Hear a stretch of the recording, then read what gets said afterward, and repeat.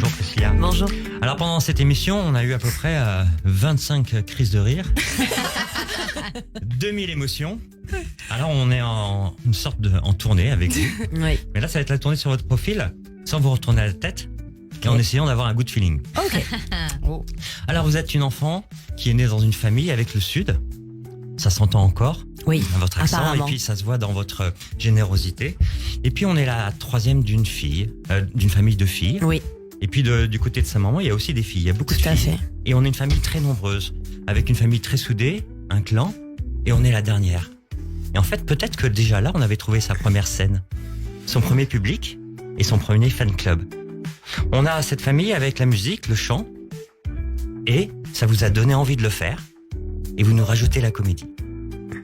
Alors on a une jeune star, une enfant qui devient une star très très vite, qui passe du doublage à la célébrité, qui fait des tubes qui ont marqué ma voisine, entre autres. Et on voit qu'on passe sous les projecteurs et c'est très tentant de se brûler les ailes très vite. Et pour cela, il faut une grande force d'adaptation. Il faut résister à tout cet entourage, il faut résister à toutes ces pressions. On a 11 ans, on vit dans un monde qui est complètement différent, avec des adultes.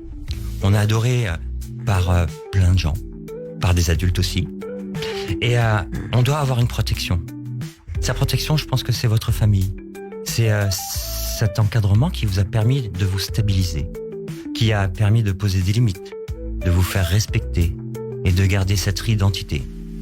Alors on voit que cette grande personne, elle a grandi, mais elle maintient toujours cet enthousiasme et cette volonté de faire des choses.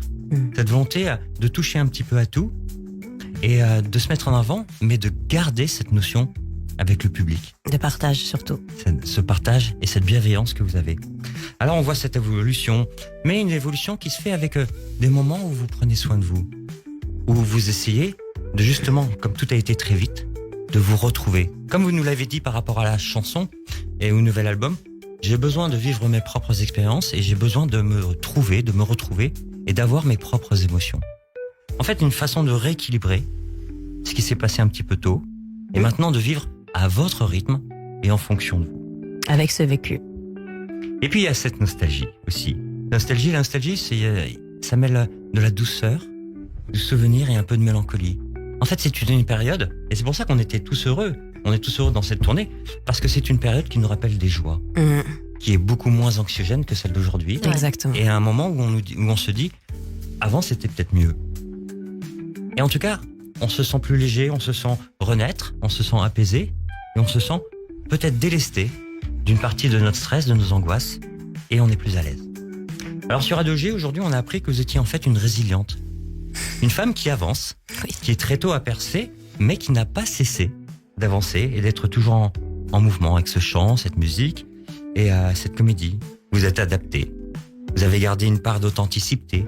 Ma voisine en témoigne encore, ça fait des années que... Et puis tout cela avec un côté rassurant et une notion d'équilibre, ce qui est extrêmement rare. Alors, vous nous montrez et vous nous prouvez que vous êtes l'exemple d'une enfant star qui est devenue une femme, qui a dit aussi « regarde-moi » et qui, sans oublier l'enfant qu'elle a été, vous avez su grandir sans les projecteurs et sans vous brûler. Mais tout cela dans la bienveillance et pour qu'on le fasse tous ensemble, avec vous. Alors merci. Oh, merci à vous. Très Merci touchée. beaucoup Christian Richomme, notre psychanalyste que l'on retrouve tous les lundis et tous les jeudis sur Radio J. On se dit à jeudi évidemment. Merci.